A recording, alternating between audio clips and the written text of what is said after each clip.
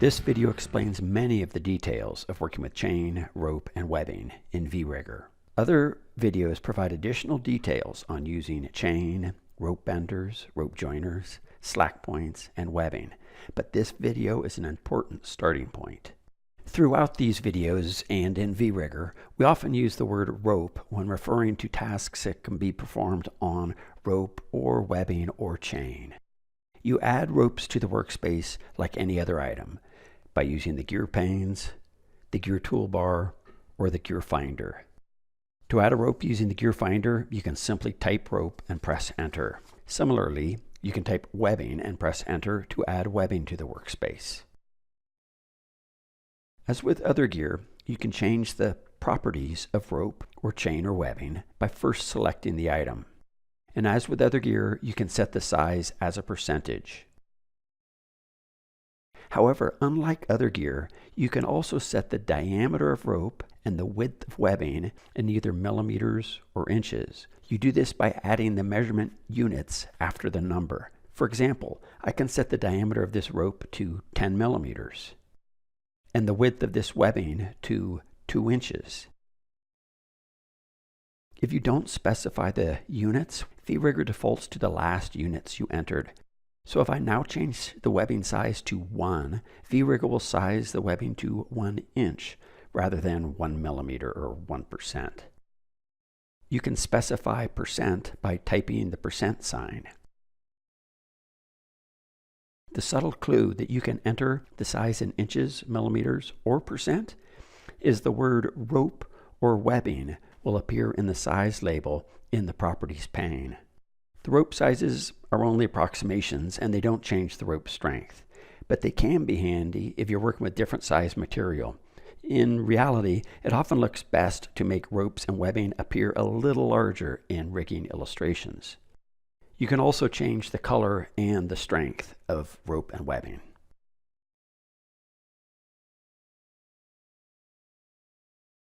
To connect ropes to other gear, you simply drop the rope on the gear. You can't drop gear on ropes to connect them. When you connect a rope to a knot, the knot assumes the rope's color. Some gear, like this winch, can only connect to the end of a rope. When you move gear, it remains connected to the rope. You can disconnect gear from a rope by selecting the gear and choosing Disconnect on the Home toolbar, or by clicking your right mouse button on an item and choosing Disconnect from the shortcut menu. You can disconnect all gear from a rope by right-clicking on the rope and choosing Disconnect All Gear. There are several commands in the View toolbar that deal with ropes. One of these commands is rope benders. Rope benders are these small blue handles. They let you add curves to rope.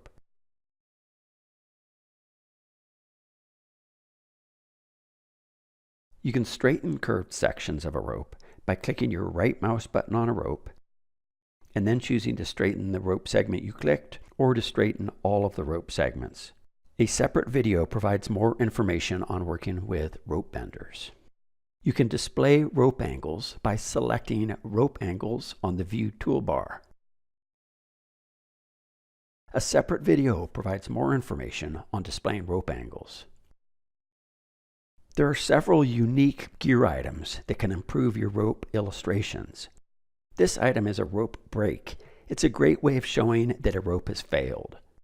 This next item is called a rope gap. It lets your audience know that the rope is longer than shown in your illustration.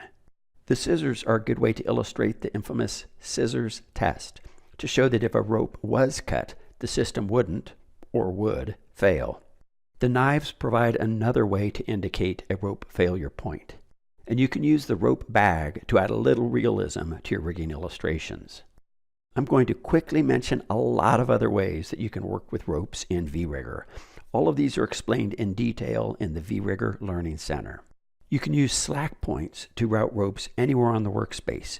This is helpful if you want to connect ropes to random locations, on a tree, on machinery, or if you want to create the appearance of an edge. You can use rope joiners to connect the ends of two ropes without using a knot. This is helpful when you want to create a runner or a sling. You can use the arrange gear commands to specify whether a rope should be drawn in front of or behind other gear.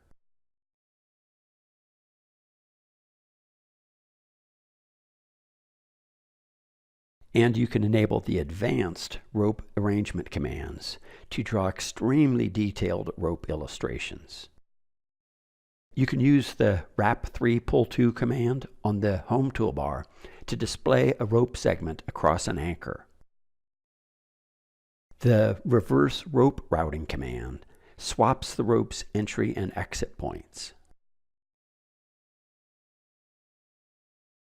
vRigger doesn't distinguish between ropes made out of natural fibers, synthetic fibers, or wire. You can create the appearance of wire rope, of cable, by changing its color and reducing its diameter. vRigger also supports chain. Working with chain is very similar to working with ropes and webbing. For example, you can drag it and drop it on other gear to connect them. However, there are some complexities if you want to connect gear into the link at the end of a chain. A separate video provides more information on working with chain. And last but not least, you can use the Show Rope Lengths dialog to display the approximate length of ropes and the rope dimensions. These can be displayed in feet or meters.